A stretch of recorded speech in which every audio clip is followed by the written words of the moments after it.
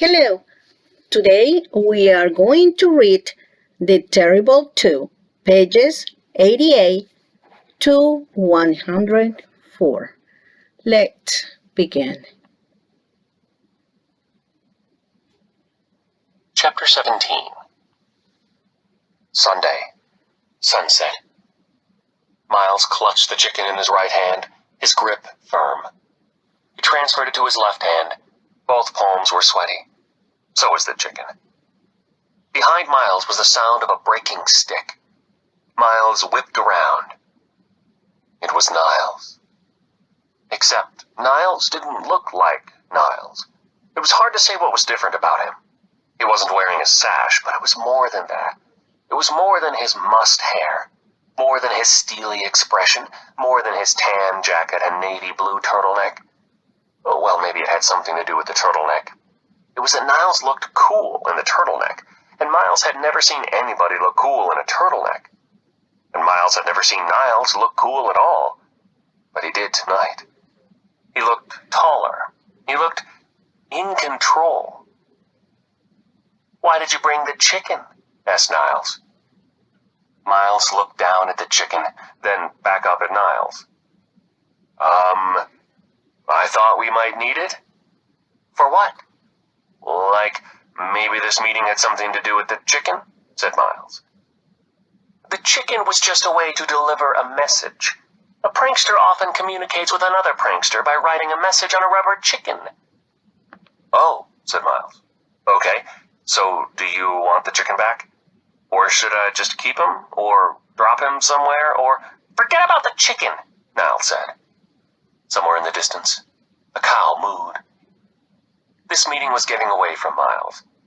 "You ruined my birthday party prank," he shouted at Niles. "I saved your birthday party prank." "Saved it? Saved it?" Miles tried to laugh, but his mouth was dry and he could only cough. "That's insane! You stole all my presents. Or Cody Bertyler stole my presents, or whoever that was. Who was that?" "Some kid from Hillsdale I paid $20 to impersonate Cody Bertyler.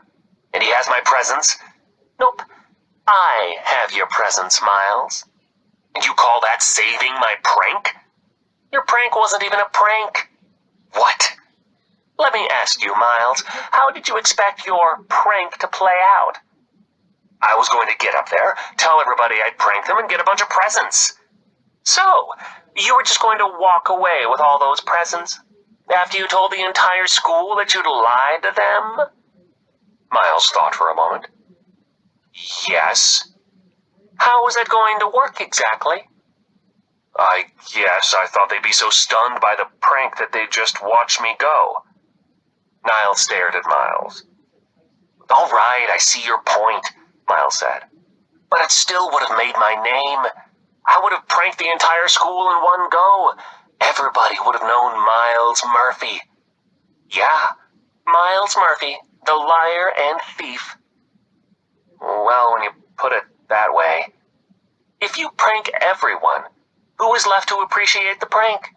Pranking everybody is like pranking nobody." "Huh?" said Miles. "You're forgetting one of the basic rules of pranking," Niles said. "The goat has to deserve it." "The goat?" Niles rolled his eyes. "Do your research, Miles. A goat is what pranksters call their victims. And to be a goat, someone has to have it coming. Everyone loves to see a goat get pranked. That's why Principal Barkin is a great goat. He always has it coming. Plus, he turns purple." "So, you were the one who put Barkin's car at the top of the steps?" Niles stared at Miles again. "Who are you to lecture me about pranking?" Miles asked. "I was the best prankster at my old school. I was a legend." "You were a yak." "What?" Niles sighed. "A yak. A yak is someone who's always bragging about his pranks. A prankster doesn't prank for the fame. A prankster pranks for the prank." Miles tightened his grip around the rubber chicken's neck. "Listen," said Niles. "When people know you're a prankster, they're all watching you. Kids are waiting to see what you do next. Principals are tailing you down the halls. To a real prankster, that's death. The best pranks require a lot of work. They require preparation.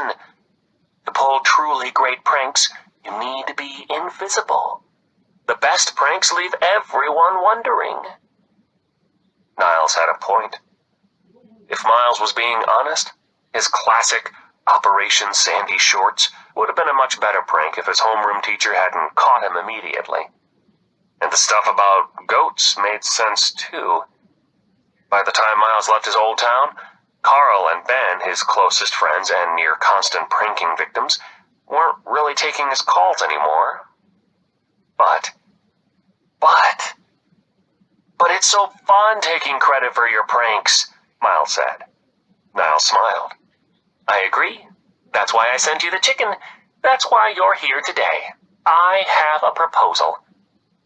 Miles waited. I'm proposing, said Niles, that we team up.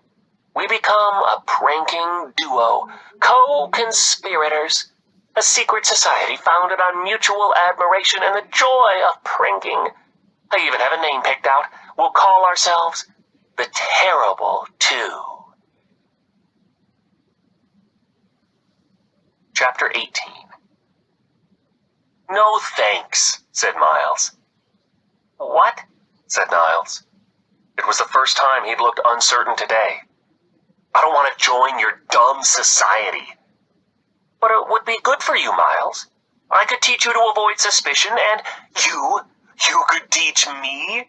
You think you could teach me? Miles's face was feeling hot. I don't need you to teach me anything. I'm a pranking legend. Oh, I didn't mean to offend you, Niles said. I agree. You have real potential. Potential? Potential? Miles was shouting now, but he didn't know it. I have executed pranks you would never dream of. Ever hear of Situation Cold Oatmeal? The great bifocal caper? You're such a pranking expert. Did you in your research ever come across a little prank called Pile of Potato Bugs? I haven't heard of any of those pranks, Niles said. Then maybe you're the one who could learn from me, because I invented them. Okay, Niles said, holding out his hands. Miles, I didn't mean to imply that you think I need you. I think we could help each other. Ha, ha, Miles said. He actually said, ha, ha. Niles just stared, so Miles continued. Well, I'll say it again. No thanks. No thanks now, and no thanks forever. I'm not going to be second banana on your little prank team. In fact, Miles drew in a big breath. I declare a prank war. Miles, I don't want... You're scared. You're scared. The prank expert is scared. Let's not... I'm not taking it back. It's war. It's a prank war. Miles, I seriously think you should seriously think about what you're saying. No. Niles, why don't you go seriously think? Go home and start thinking, start planning real seriously. You're going to need every brain cell you own. Because you can think and think and think, but I'll always be right behind you. One step ahead of you. All right then. If that's what you want, I'm sorry that... Yeah, I'm sorry too, Niles. I'm sorry your little meeting didn't go as planned. You probably thought I was going to come here tonight and sign right up to be your stooge. But that's just it, Niles Sparks. You don't know me. You don't know what's going on up here. Miles tapped his head with the chicken's beak. And that's why you will never win this prank war. Suit yourself, Niles said. The prank war is on. Miles Murphy watched as Niles walked away. He watched as, in the purple evening, Niles became a Nile-shaped silhouette among cow-shaped silhouettes. He watched so intently that he didn't notice Josh Barkin coming up behind him until he was already in a headlock. I knew you'd be here, Nimbus, Josh said. How? Was all Miles could get through his windpipe. That little Nimbus Niles Sparks told me. He sold you out. He called me last night and said he'd tell me where you'd be if I agreed not to beat him up for lying about the lunch tray. Miles would have sighed if he could have. Even your buddy isn't your friend, Josh said. Then he punched Miles in the gut. Miles dropped the chicken.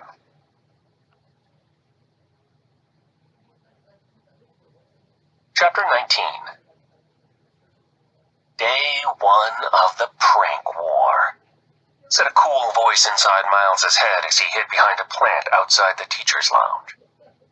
Or day 2 of the prank war, depending on whether you count that business last night with Josh Barkin, which I don't. Miles checked his watch. 9 minutes. He had 9 minutes to execute his opening salvo.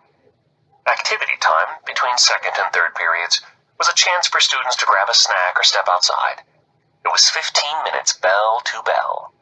6 of those minutes had been burned already, waiting for the corridor outside the teacher's lounge to clear. Now Miles was the only one left, peering out from behind a large philodendron. Since he'd taken his post at the beginning of activity time, he'd counted 8 teachers entering the lounge. That meant he needed 8 teachers to leave right now. Miles unzipped his backpack and removed his pranking folder. The folder was nondescript and had the words forms written across it, which was the most boring word Miles could think of. Miles opened the folder and pulled out the thing that would empty that teacher's lounge. Celebrating Thank a Teacher Day. That means we're celebrating you. In honor of this special day, PTA moms have baked fancy cupcakes for all teachers. Sweet treats for our sweet teachers. Cupcakes will be in the cafeteria during activity time, and they're sure to go fast. Thank you, teachers. Miles looked down the hallway in both directions. All clear. He did a little roll out from behind the plant, scrambled across the carpet, and slipped the bright green flyer under the door. He knocked twice, jumped back behind the philodendron, and waited. The second hand of Miles's watch ticked 18 times before he heard the door open. Out came Mrs. Thorin, followed by Ms. Lewis, Mr. Gebbett, Ms. Mockel, Mrs. Treiber, Mr. Stevenson, and Mr. Maxwell, all on their way to a table in the cafeteria loaded with cupcakes, made with extra egg yolks so they'd be extra moist, a recipe adjustment Miles had made after the whole dry cake debacle at Cody Bertyler's party. I like cupcakes, Mr. Maxwell said to Miss Mockel. I hope there's chocolate, Mrs. Treiber said to Mr. Stevenson. I don't get why they didn't just bring the cupcakes to the lounge, Ms. Lewis said to nobody. That was only 7 teachers. Miles needed 8. The door swung shut. He waited another full minute, and then another 30 seconds. 6.5 minutes to go. Who was left? Miles tried to recall the procession into the lounge, and it all happened so fast. There were kids everywhere. Barkin was shouting somewhere in the distance. Clanging lockers, swinging backpacks, a flash of silver track pants. Yes, it was Coach O. Miles was confused. Why hadn't Coach O left? Coach O had the look of a man who loved cupcakes. In fact, Miles had seen him eating prepackaged cupcakes every day for the first 3 weeks of school. But only for the first 3 weeks. Miles slumped against the wall as he remembered a conversation he'd overheard between Coach O and Coach B during PE last week. Coach O was going low carb. There were definitely carbs in cupcakes. If Miles didn't think fast, the whole prank was shot. How could he get Coach O to leave that lounge? It was almost automatic. Miles pulled out his pranking folder, removed a blank sheet of bright green copy paper, and began to write. He gave the flyer a once-over and then applied the master stroke, a smear of ink on the bottom right-hand corner that looked just like copy machine toner. Also, there's bacon! Happy Thank a Teacher Day! Perfect. Roll, scramble, slide, knock. Miles was back behind a plant in less than 6 seconds. Coach O was out the door in less than 3 more. The silver track pants swished down the hall and disappeared around the corner. 3 minutes left. This was it. For the last time, Miles left his cover and hurried across the hall. He grabbed the handle, paused a second, and pushed through into the teacher's lounge. The teacher's lounge. Off limits to all students. The sanctum sanctorum. It smelled like coffee. Everything was beige. except a dark brown couch with a big white rip down the center cushion. There were mugs everywhere and months-old magazines and nearly finished crossword puzzles. At the center of the coffee table was a platter half full of donuts, and there on the back wall was a pigeonhole message box with 3 dozen little cubbies, most labeled with a last name. The teachers' mailboxes. Every step Miles took across the room was imbued with the thrill of the forbidden. He felt like a spy in his enemy's castle. Miles wasn't even breathing as he stood in front of the mailboxes, scanning strips of tape scrawled with handwritten names. Alvarez, Anderson, Barkin. Miles had practiced this next move the night before. Without looking, he reached into his pranking folder, took out a long white envelope, and stood on his tiptoes. He took one last look at his forgery. To Principal Barkin, from Niles. Miles chuckled, kissed the envelope, and plunked it into Barkin's box. He grabbed a sprinkled donut on the way out the door. By the time the bell rang, he was in the main hall, and the donut was in his belly.